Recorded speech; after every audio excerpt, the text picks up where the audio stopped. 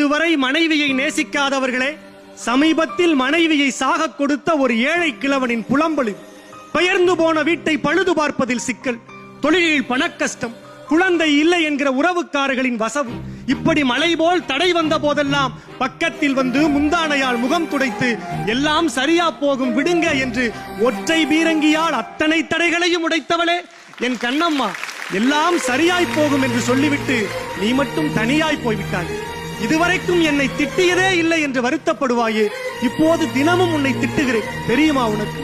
ஆறுதல் சொல்ல வீட்டிற்கு வரும் எல்லோரும் சொல்கிறார்கள் மனம் விட்டு அழுங்கள் என்று. கண்ணீரை துடைத்து விடாத நீ இல்லாத உலகத்தில் நான் அழுது என்ன பயன்? யாராவது உன்னிடத்தில் உங்கள் குழந்தை என்று கேட்டால் நீ ஆண் குழந்தை என்பாய், நான் பெண் குழந்தை என்பேன். நீயும் பொய் சொன்னதில்லை, நானும் பொய் சொன்னதில்லை. எனக்கு நீயும் உனக்கு நானும் குழந்தைகளாகவே இருந்தது. நீ இருக்கும் போது கொடுத்த உணவெல்லாம் பிடித்த உணவாகவே இருந்தது. கண்ணே, நீ போன பின்னால் பட்டினி மட்டுமே என் உணவாகி போனது. வெளியே சென்று வீடு திரும்பும் போது அது நள்ளிரவாய் இருந்தாலும் கூட கதவை தட்டும் முன்னாலே திறந்து விடுவாய். நான் உன்னிடம் நீ என்ன பாரதிதாசன் சொன்னதை போல் வெளியே சென்ற கணவன் வீடு திரும்பும் வரை மனைவி கருமரத்தால் செய்த கதவா என்பேன்.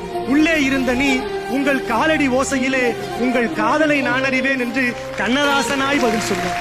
கண்ணே, பால் கணக்கு எழுத நீ போட்ட கோடுகள் மீது தேய்த்து தேய்த்து சுவரும் தேய்ந்து போனது, என் விரலும் தேய்ந்து போனது. நீ இல்லாத உலகத்திலே என் பணிகளை செய்ய 1000 பேர் கிடைப்பார்கள்.